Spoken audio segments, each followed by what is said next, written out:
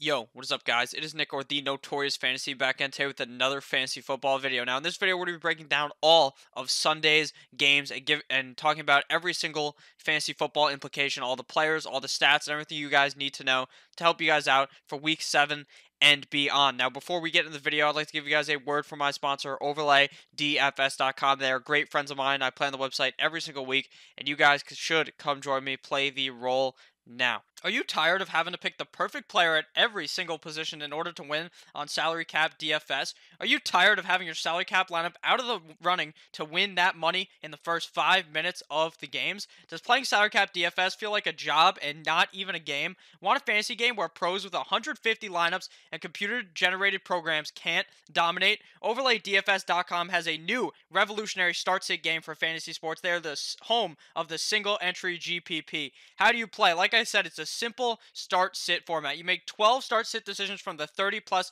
matchups presented, like you can see on my screen right now for Week 6. A win, loss, or tie will be awarded to your overall record for each decision you make. Records in the top 10% of users win 9 times your buy-in. 12-0 records win GTD progressive bonus. All matchups are player versus player who will have the most total fantasy points. Usually 8-4 records are good enough to get that cash. Sometimes 7-5. Other times 9-3, depending on the week. You make 12 picks in the matchups options listed. For example, for Week 6, it could be Pat Mahomes versus Deshaun Watson, Baker Mayfield versus Andy Dalton, Dalvin Cook versus Alvin Kamara, and many, many more. The object is to stay consistent and finish in the top 10% of the field to win 9 times your buy-in until the stars align and you go that beautiful 12-0. Right now, if you go a perfect 12-0 in the $109 game, you'll win the progressive bonus of over $26,000. They have buy-ins at all levels. If no one hits the perfect 12-0 record of the progressive bonus, keeps growing and growing and growing until it gets hit. It's like the super contest, but for DFS. Don't get shut out. Visit www.overlaydfs.com today. And we are bike. First game here is Carolina Panthers versus the Tampa Bay Buccaneers, the London game. The Panthers won 37-26. This was mainly the tale of famous Jameis Winston not playing too hot. 30 of 54 for 400 yards, 1 tutty, and 5 picks for famous Jameis. Now, not all of them were his fault, given some of them could have been caught by the receivers, but at the end of the day, he just didn't play great and probably disappointed you in your fantasy football game. Now, he could have obviously disappointed a lot more had he not have thrown 400 yards, but he played okay, I would say, for fantasy, but obviously not what you wanted against the Panthers. Kyle Allen, 20 of 32 for 227 yards, and 2 touchdowns with 0 picks. Great game from Kyle Allen. Now, the main thing to talk about in this game, to me, was the running game of Christian McCaffrey. Christian McCaffrey did not have all that hot of a game after a huge game last week. 22 carries for only 31 yards and 1 touchdown. He got one in the passing game, 4 receptions for 26 yards and 1 touchdown. So overall, he had a pretty good game for fantasy, but obviously 22 carries and 31 yards with a 1.4 yards per carry is not that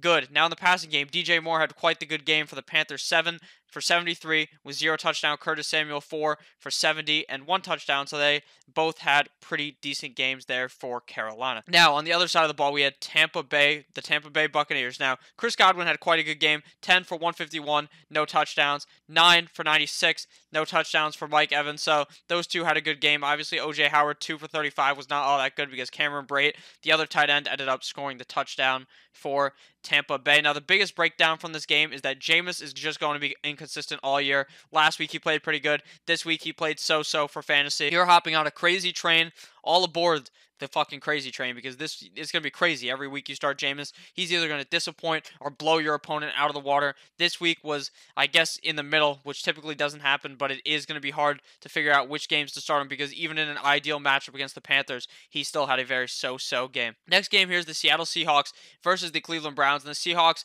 came and won against the Browns 32-28. Now, this was a very close game. Russell Wilson played quite good. 23 of 33 for 295 yards, 2 touchdowns, and 0 picks. Baker Mayfield had a bounce-back game somewhat. 22 for 37, 249 yards, 1 touchdown, and 3 picks. Now, one of the interceptions was clearly not his fault. It bounced straight off of Hilliard's hands, and it should have been caught perfectly fine, but then Baker gets credited with the pick, obviously. In my opinion, not his fault. Still hurts against you in fantasy. A lot of his interceptions this year, some of them are just hitting the receivers hitting the receivers white in the hand, and it just bounces straight off of them, and someone else catches it. Now, Nick Chubb had a monster game here, 20 for 122 and 2 touchdowns. Obviously, Baker Mayfield, 4 for 35 and 1 touchdown, so he finished the day with 2 touchdowns, so it looked a lot better fantasy. I don't think anyone really started him this week. I advised against it. I didn't think this was a pretty good game for him compared to what he had in the past, but I still would not advise starting Baker Mayfield. Now, Chris Carson for the rushing game in Seattle, 24 for 124 and 1 touchdown. Great game out of Chris Carson. Now, I told you guys, you don't have to be worried about Mr. Rashad Penny. Rashad Penny didn't really play. CJ Prosise was in the game, but you didn't have to worry about him because it's the Chris Carson show. As long as Chris Carson is healthy, you can knock one time if you're with me, because Chris Carson is going to be getting all of those touches. Down the passing game for Seattle, Tyler Lockett, 5 for 75, no touchdowns. Mr. DK Metcalf, 4 for 69. But you all know who got all the touchdowns? Mr. Jaron Brown, 3 for 29 and 2 touchdowns. Who the fuck is that guy? Now, obviously, if you guys have been playing fantasy for a couple of years, you know Brown last year was a guy that a lot of the experts were touting as a breakout candidate after the injury to one of the Seahawks wide receivers last year, whose name is escaping my brain because he doesn't play anymore, Doug Baldwin. And a lot of people were talking about Jaron Brown. This year, no one talks about him. He somehow scores 2 touchdowns. Who really knows about that? I highly doubt that'll happen again. Now, in the Browns passing game, OBJ had a bounce back, 6 for 101, no touchdowns. RSJ hopped his way into the end zone. Jarvis, 3 for 36. Nothing really to talk about there in the passing game, besides the fact that Nick Chubb had a monster game as well with 5 receptions for 17 yards. Pretty good game out of Nick Chubb. What I got here, both of the the rushing games here were very good. Russell Wilson is definitely a guy you can feel really good with every single week starting in your lineup. Baker, on the other hand, I'm not too confident in. Chris Carson and Nick Chubb are going to be great rest of season. Next game here is the Houston Texans versus the Kansas City Chiefs, and the Chiefs fall 2 games in a row to some fat L's, 31-24 Houston. Deshaun Watson, great game, 30 for 42, 280 yards, 1 tutty, 2 picks. Obviously, got that rushing 10 for 42 with 2 touchdowns, so 3 total touchdowns for 2 picks. Not too shabby from Deshaun Watson. Patty Mahomes, Mr. Kermit the Frog, 19 for 35, 273, 3 tutties, and 1 pick. Pretty good game out of both quarterbacks in this game. Now, the rushing game for the Houston was very good. Clearly, you can run the ball against the Chiefs. Mr.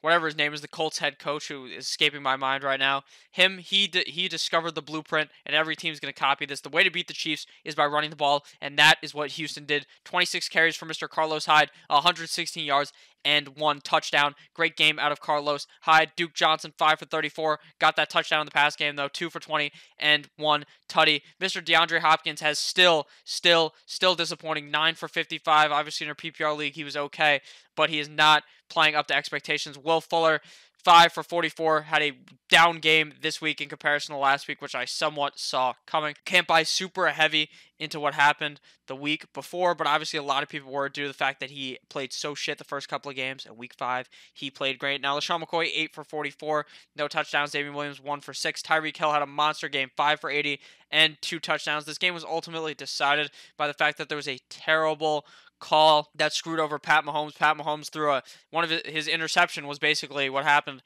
was he saw a flag go down, so he heaved it up thinking the flag was on the defense. The flag was on the defense, but then they called some bullshit holding on the offense and something like that, and it cancels out, and then magically Pat Mahomes throws a pick when there shouldn't have been a pick. That really screwed them over. Travis Kelce, 4 for 58. Damian Williams, 1 for 14 and 1 touchdown. So Damian Williams ended up scoring that touchdown in the passing game, so he obviously had a decent day for you. Otherwise, would have disappointed, though, if that was not to have happened. So what I learned for this game, Watson's good, Mahomes good, and this Kansas City rushing game may end up getting a bit dicey with Tyreek the Freak back in action. Next game here is the Tank Bowl. Washington Redskins defeat my Miami Dolphins 17-16. My Dolphins fell to 0-5. Amazingly, thank God we fell down and took this fat L yesterday as you guys are watching this. Great for me. I want Dolphins to get Tua, but for fantasy implications, pretty much all I got from this game was that there's really nothing to get from this game besides the fact that Mr. Terry McLaurin is going to be amazing every single week for fantasy football. Scary Terry 4 for 100 and 2 touchdowns. Great game out of Mr. Scary Terry. And my boy Kenyon Drake had a solid game, 10 touches for 40 yards as well as 6 for 30 in the passing game. So solid game out of Mr. Kenyon Drake. Probably the only time you can ever start him. But Terry McLaurin is legit, 4 for 100 and 2 touchdowns. Like I said, that's really all we got to talk about here. Next game here is the Eagles at the Minnesota Vikings. Vikings 38, Eagles 20. My main man Kirk Cousins said, "You like that," and threw three touchdowns to Mr. Stephon Diggs. 7 for 167 and 3 tutties for Mr. Stephon Diggs. Kirk Cousins, 22 of 29 for 333 yards, 4 tutties, 1 pick. Amazing game out of Kirk Cousins. You're going to be chanting you like that for the next week until he ultimately chokes next week if they don't have a bye and sucks ass. Carson Wentz, 26 for 40, 306 yards, 2 tutties, 1 pick. Pretty good game from Mr. Wentz. Jake Elliott obviously threw a pick. They did some fake kick bullshit. Jordan Howard, 13 for 49, no touchdowns. It was just a hellhole over there in the run game for the Eagles, except for Miles Sanders getting 3 for 86 in the passing game. Alshon Jeffrey, 10 for 76 and a tutty. Pretty solid game from him. Zach Ertz disappoints again this week. Had a good game last week, but ever since then, he's been straight disappointment. 4 for 54. Dalvin Cook, 16 for 41 and 1 touchdown. I told you guys he would be fine in this matchup. This even was a tough matchup, but he still found his way into the end zone. He also got 2 for 13 in the passing game. Adam Thielen, 6 for 57 and a touchdown. Pretty solid game out of them. Obviously, the Philadelphia Eagles did disappoint in this game. Next game here is Gardner Minshew, and the Jacksonville Jaguars versus the New Orleans Saints. Saints 13, Jaguars 6. Teddy Bridgewater came into Jacksonville and said, "Hold my Johnson." 24 at 36, 240 yards, 1 tutty. Gardner Minshew, 14 of 29, 163 yards, and 1 pick. Terrible game from Gardner Minshew. I guess my stream call was terrible on him. This is the worst he's played in fantasy. 16 points per game on average. This week, shit the bed straight onto your team. Leonard Fournette, 20 of 72 for Jacksonville. And the real bright spot in the Jacksonville team was absolutely fucking nothing. They did nothing good. Mr. DJ Chark, 3 for 43 was a huge disappointment. Latavius Murray, 8 for 44 for the Saints. Mr. Alvin Kamara, 11 for 31, clearly dealing with that injury. Very clear there. Hopefully he's good to go next week for you Alvin Kamara owners, given the Saints are not in a bye. I'm not entirely sure. Michael Thomas, 8 for 89 in the passing game, had a solid game. Jared Cook finally getting that work, 3 for 37 and 1 tutty for Mr. Jared Cook. And overall, this game was kind of a shit show and not something you want to even talk about. Just go past it. Just get past this game. Cincinnati Bengals at Baltimore Ravens. Ravens 23. Bengals 17. Andy Dalton shit the bed yet again. 21 of 39 for 235 yards, 0 tutties, 1 pick. Lamar Jackson, on the other hand, 21 of 33 for 236 yards, 0 touchdowns. But wait, 19 for 152 and a touchdown. So he had a monster game in fantasy. Obviously, that rushing yards, that's 15 points for rushing, plus the 6 for a touchdown. It's 21. Quick maths. Had a huge game. Obviously, still had that passing work. Big game for Mr. Lamar Jackson. Mark Ingram found his way into the end zone. 13 for 52 and 1 touchdown. Pretty solid game out of him. Mark Andrews, 6 for 99 and 0 touchdowns and 1 failed hurdle where he ended up fumbling the ball. Pretty good game out of Andrews, given he did fumble the ball. Joe Mixon, yet again, shitting straight into your fantasy lineup. 8 carries for 10 yards. God awful for him. Thankfully, he got the ball dumped off to him 2 times, 2 for 29, so he didn't destroy your fantasy lineup. Auden Tate having a fantastic game again, 5 for 91, great game out of him. Tyler Boyd, on the other hand, not so good of a game, 3 for 10, huge disappointment this week. Now, on to the next game, 49ers at the Rams. Now, I need to pull up this guy's name on my phone because I owe him an apology. I told everyone out there that the 49ers were choke artists. The 49ers are not going to be doing anything, and Niners Mags told me that they were going to be great and that they were going to go into Los Angeles and skull fuck the Rams. And you know what they did? That's exactly what they did. 49ers 20, Rams 7. Jimmy Guap Jimmy G spot, 24 of 33 for 243 yards and 1 pick. Not too hot of a game out of him. Obviously got that rushing touchdown, so that made him pretty solid and okay for fantasy. Tevin Coleman, 18 of 45 and a touchdown. Matt Breida, 13 for 36. No touchdowns out of him. George Kittle had a pretty big game in the passing game, 8 for 103 and no touchdowns, but still a pretty solid game out of him. Jared Goff took a massive doo-doo straight on your fantasy line, 13 of 24 for 78 yards, no tutties, no picks. Malcolm Brown also did the same thing, 360 shit straight onto your lineup, 11 for 40. Terrible game out of Mr. Malcolm Brown. The receiving game didn't look hot either. Robert Woods actually found his way into the end zone, though, in the rushing game, 2 of 16 for 1 tutty. And then in the passing game was just a wash, an absolute shit show. Cooper Kupp did shit. Robert Woods did shit.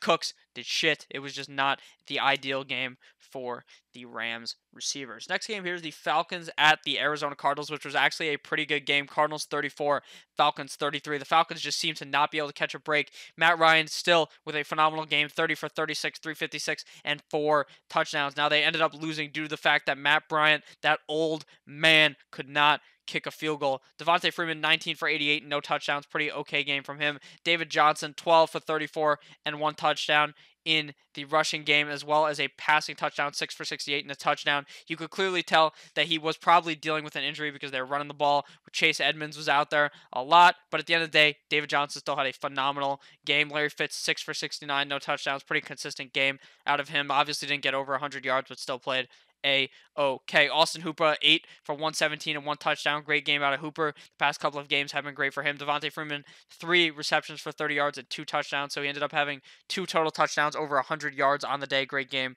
from him. Julio Jones, 8 for 108. Calvin Ridley, 4 for 48 and a touchdown. So pretty solid game out of those guys. Sanu did not put up the game that I thought he would.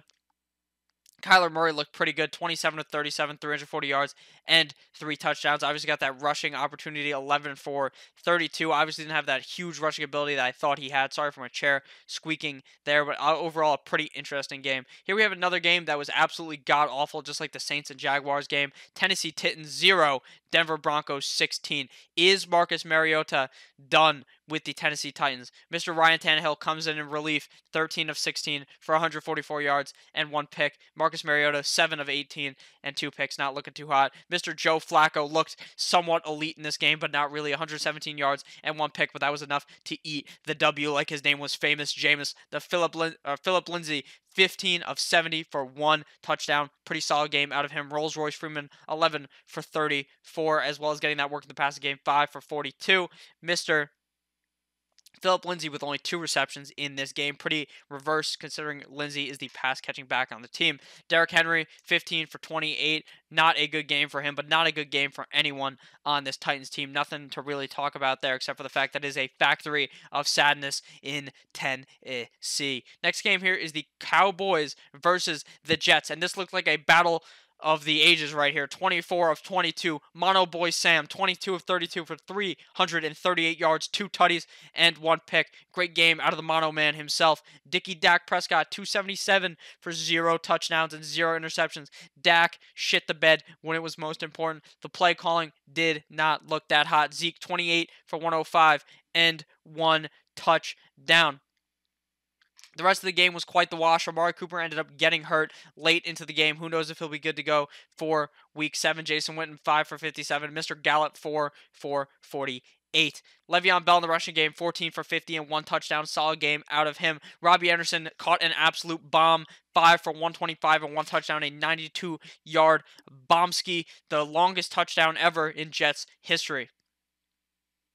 All right, this game was pretty shit, though, if I'm being honest with you guys. The saddest part was Amari Cooper obviously getting hurt, Dak not playing well, but what we do know is Sam Darnold's going to keep feeding the beast. Famous Jamison Crowder, 6 for 98, as well as Robbie Anderson. The final game here is the Sunday night game, an absolute doozer here. I'm surprised that the Steelers even won. Steelers 24, Chargers 17. Devlin Hodges, a.k.a. Mr. Duck, went out there and skull-fucked the LA Chargers defense took Bosa and smacked his ass around. Get the fuck out of here. Devin Hodges, 15 and 20 for 132 yards, 1 tutty, and 1 pick. The true warrior out here. James Conner, 16 for 41, 1 touchdown in the passing game, 7 for 78, and 1 touchdown. He did end up getting banged up at the end of the game, so obviously that's something you have to worry about for the future, but I think he should be A-okay. He looked A-okay in the post game. Benny Snell, 17 for 75. Obviously going to get that work if James Conner is hurt. The passing game for the Steelers, nothing really to write home about there. The LA Chargers shit the bed in the rushing game. Melvin Gordon got the most carries, 8 for 18. Eckler, 5 for 14. Not too hot for him. Phillip Rivers had a terrible game, 26 of 44 for 320, 2 tutties, and 2 picks.